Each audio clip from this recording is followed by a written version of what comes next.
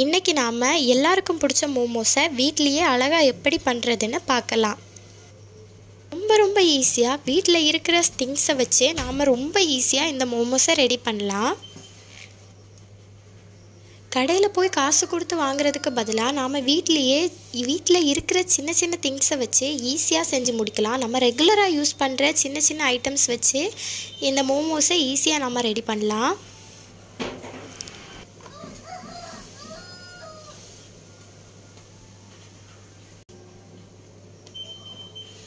கண்டிப்பாக இந்த மோமோஸை வீட்டில் ட்ரை பண்ணி பாருங்கள், அவ்வளோ டேஸ்ட்டாக இருக்கும்.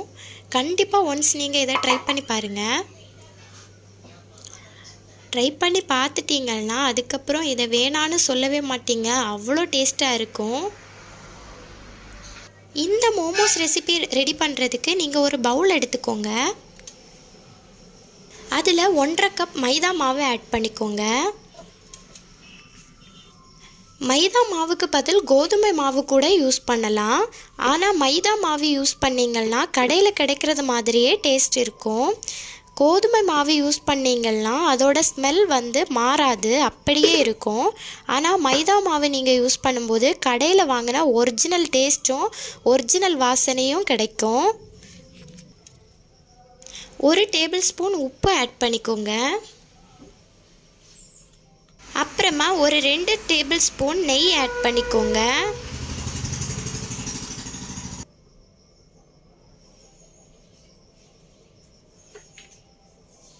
ரெண்டு டேபிள் ஸ்பூன் நெய் ஆட் பண்ணதுக்கப்புறமா எல்லாத்தையும் மிக்ஸ் பண்ணி விட்டுக்கோங்க. மாவை நல்லா மிக்ஸ் பண்ணி எடுத்துக்கோங்க.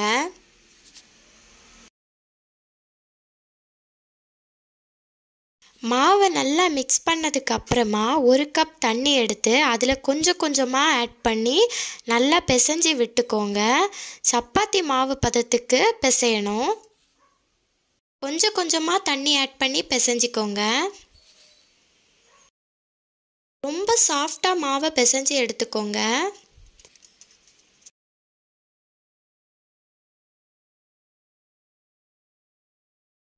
இந்த அளவுக்கு நல்லா பிசைஞ்சு எடுத்துக்கோங்க.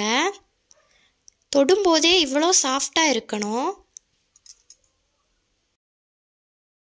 பிசைஞ்சு முடிஞ்சதுக்கு அப்புறமா கொஞ்சமாக நெய் மேலோட்டமாக அப்ளை பண்ணிக்கோங்க. கண்டிப்பாக நெய் அப்ளை பண்ணிக்கோங்க, இல்லைன்னா மாவு உணர்ந்துடும்.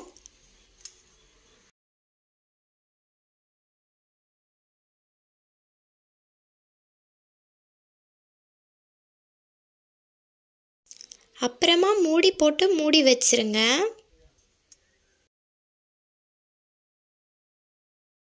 இன்னொரு பாத்திரம் எடுத்து அதில் உள்ளியே சின்னதாக அரிஞ்சு எடுத்துக்கோங்க.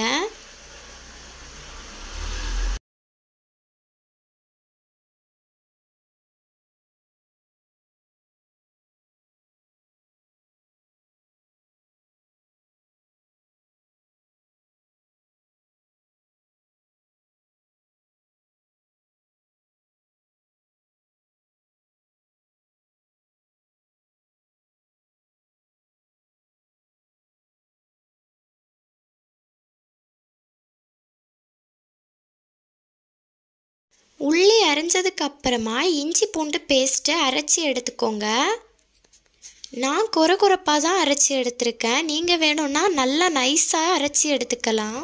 நீங்கள் வேணும்னா இஞ்சியும் பூண்டையும் ரொம்ப பொடிசாக கட் பண்ணி கூட சேர்த்துக்கலாம்.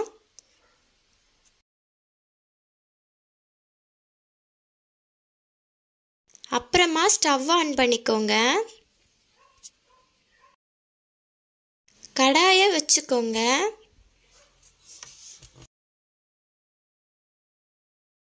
கடாய் நல்லா ஹீட் ஆனதுக்கு அப்புறமா ஒரு 2 டேபிள் ஸ்பூன் அளவில் நெய் சேர்த்துக்கோங்க. நான் நெய் சேர்க்க சொல்லியிருக்கிறதுல எல்லாத்துலேயும் நீங்கள் எண்ணெய் கூட ஆட் பண்ணிக்கலாம்.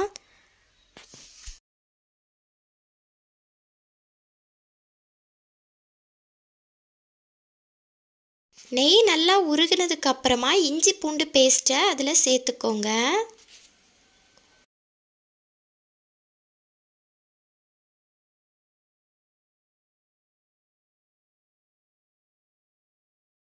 அப்புறமா கொஞ்சமாக சின்ன சின்னதாக கட் பண்ணி வச்சுருக்கிற மிளகாய் சேர்த்துக்கோங்க.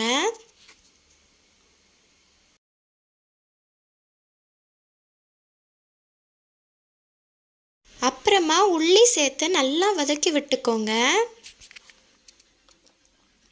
உள்ளி நல்லா பொன்னிறமாக வதங்குறது வரைக்கும் வதக்கி விட்டுக்கோங்க.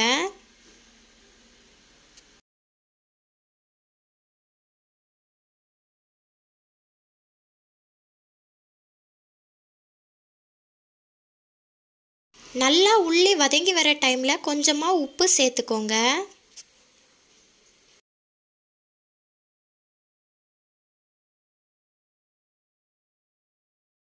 இந்த டைமில் ஒரு 1.5 கப் அளவு முட்டைகோஸ் சேர்த்துக்கோங்க. துருவி வச்ச முட்டைகோஸ் சேர்த்துக்கோங்க. கேரட் இருந்துச்சுன்னா கேரட்டையும் நல்லா துருவி சேர்த்துக்கோங்க. என்கிட்ட இந்த மோமோஸ் ரெடி பண்ணும்போது கேரட் இல்லை, அதனால் நான் கேரட்டை சேர்த்துக்கலை. இதில் கேரட்டும் சேர்த்திங்கன்னா டேஸ்ட் இன்னும் சூப்பராக இருக்கும். கண்டிப்பாக கேரட் இருந்துச்சுன்னா கேரட் சேர்த்துக்கோங்க.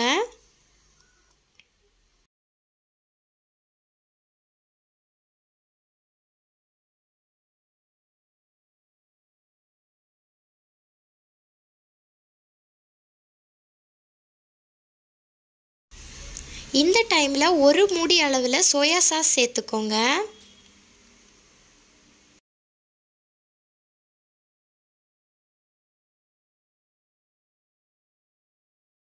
சோயா சாஸ் சேர்த்ததுக்கப்புறமாவும் நல்லா மிக்ஸ் பண்ணி விட்டுக்கோங்க. இந்த டைமில் உங்களுக்கு வேணும்னா நல்ல மிளகுத்தூள் ஆட் பண்ணிக்கலாம். நல்ல மிளகுத்தூள் இருந்துச்சுன்னா கண்டிப்பாக நல்ல மிளகுத்தூளும் ஆட் பண்ணிக்கோங்க. டேஸ்ட் இன்னும் சூப்பராக இருக்கும்.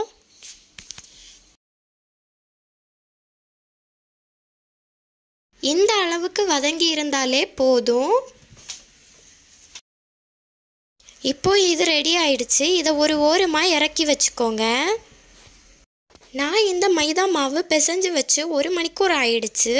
1 மணிக்கூர் கண்டிப்பாக இதை ஊற வைங்க. அப்போ தான் ரெசிபி ரொம்ப சாஃப்டாக இருக்கும்.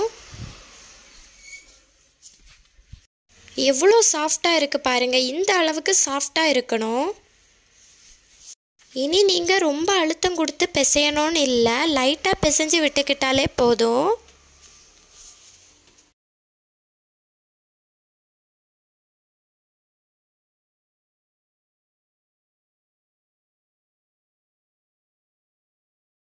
இப்போ இதை சின்ன சின்ன பீசஸாக உருட்டி எடுத்துக்கோங்க. பூரிக்கு உருட்டி எடுக்கிற மாதிரி சின்ன சின்ன பீசஸாக உருட்டி எடுத்துக்கோங்க.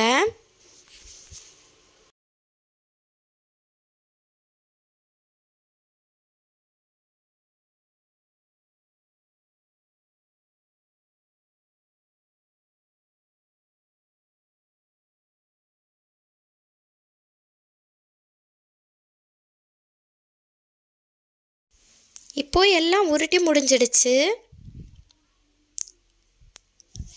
இப்போ சப்பாத்தி கட்டை எடுத்துக்கோங்க. கொஞ்சமாக மைதா மாவு அல்லது கோதுமை மாவை தூவி விட்டுக்கோங்க. அப்போ தான் ஒட்டி பிடிக்காமல் உருட்டுறதுக்கு அழகாக வரும்.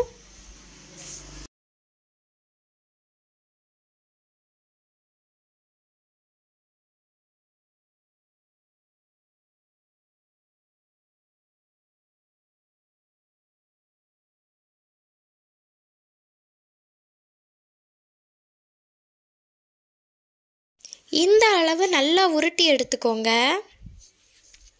இப்போ நாம் ரெடி பண்ணி வச்சுருந்த ஸ்டஃபிங்கை ஆட் பண்ணிக்கோங்க.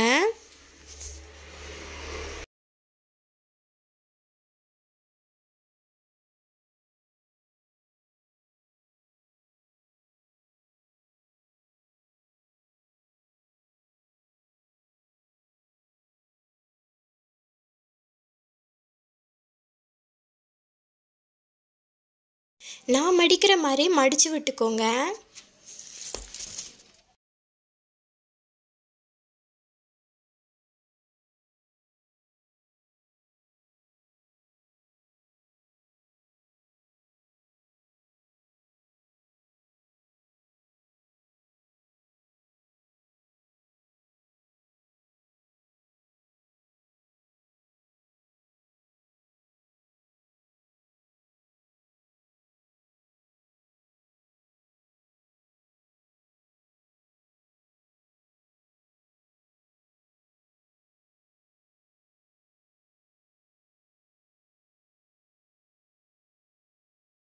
இந்த மாதிரி ஸ்டஃபிங் கொஞ்சம் கூட வெளியில் போகாமல் அழகாக மடித்து எடுத்துக்கோங்க.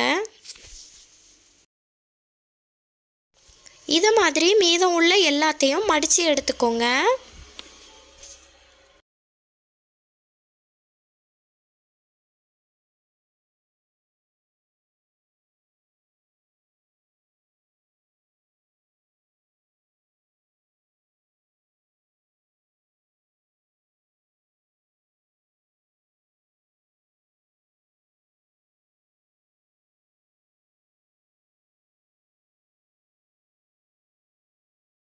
நான் இப்படி மீதமுள்ள எல்லாத்தையும் மடித்து அழகாக எடுத்துக்கிட்டேன்.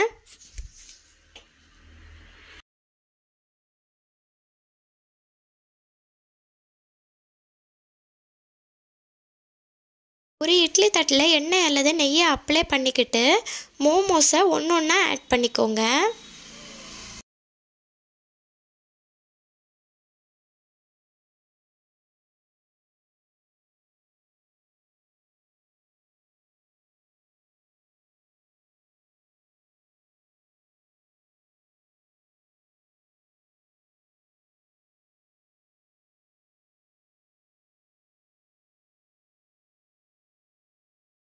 ஒரு 15லேருந்து 20 நிமிஷம் நல்லா வேக வச்சு எடுத்துக்கோங்க. வேக வச்சதுக்கப்புறம் மோமோஸ் இப்படி தான் இருந்துச்சு.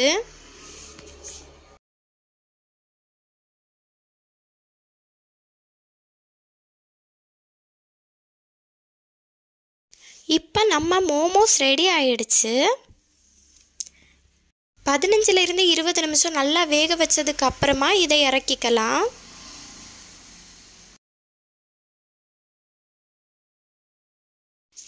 நம்ம மோமோஸ் இப்போ அழகாக ரெடி ஆயிடுச்சு.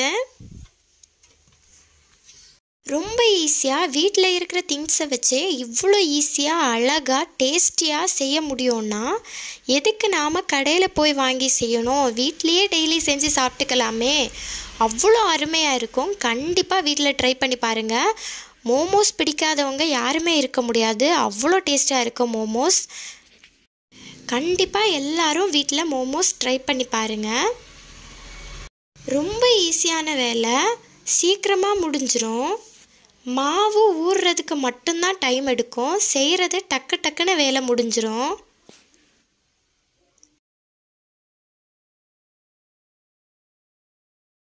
பாருங்க மோமோஸ் எவ்வளோ அழகாக இருக்குன்னு.